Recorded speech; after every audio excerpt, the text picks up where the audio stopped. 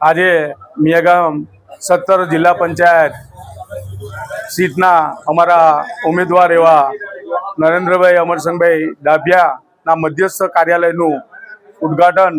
અમારા લોકપ્રિય ધારાસભ્ય શ્રી અક્ષયભાઈ પટેલના હસ્તે હાંડોદ મુકામે કરવામાં આવ્યું। આજે જ્યારે અમારા ઉમેદવાર નરેન્દ્રભાઈ અને તાલુકા પંચાયતના ઉમેદવારો જ્યારે પ્રજાની વચ્ચે મત માટે જાય છે ત્યારે લોકોનું જન સમર્થન સરસ એવું મળી રહ્યું છે અને અમને સંપૂર્ણ વિશ્વાસ છે કે અમારા તમામ મિયાગામ જિલ્લા પંચાયતના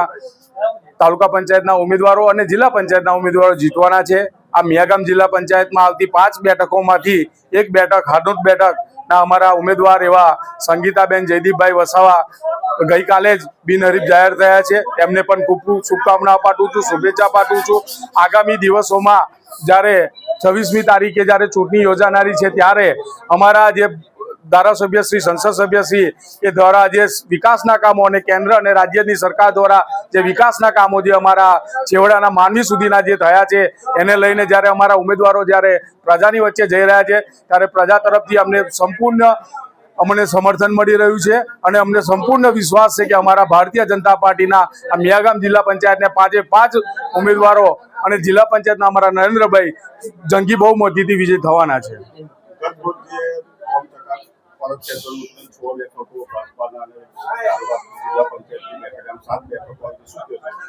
જો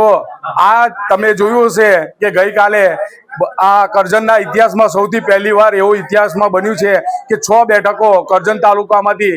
બિનહરીફ તાલુકા પંચાયતની સીટો થઈ છે અને એક જિલ્લા પંચાયતની પણ બેઠક બિનહરીફ થઈ છે।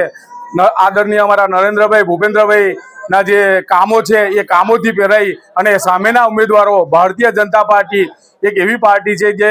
છેવાડાના માનવીની ચિંતા કરે છે, એમના વિચારોને સમર્થન આપી અમારા વિસ્તારના જે ધારાસભ્ય છે અક્ષયભાઈના કામોથી પહેરાઈ અને એ લોકોએ સામેના ઉમેદવારોએ જ્યારે ફોર્મ પરત ખેંચ્યું છે ત્યારે એ લોકોને પણ અભિનંદન આપું છું કે તમે સાચી દિશામાં સાચી પાર્ટીને અને સાચા ઉમેદવારને તમે સમર્થન આપ્યું છે।